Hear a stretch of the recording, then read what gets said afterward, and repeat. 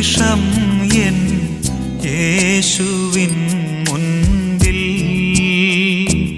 ഒന്ന് മനസ്സു തുറന്നു പങ്കിടാൻ ദാഹം.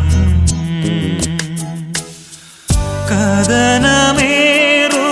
കഥ പറയുമ്പോൾ കരുണയോടതു മുഴുവൻ കേൾക്കാൻ നാഥ നീ മാത്രം എന്നെ കാത്തിരുന്നിതുവരെയും. ക്രൂശിൽ നീ ചേർത്തു എൻ്റെ രോഗദുരിതങ്ങളെല്ലാം. ഒരു നിമിഷം എൻ യേശുവിൻ മുൻപിൽ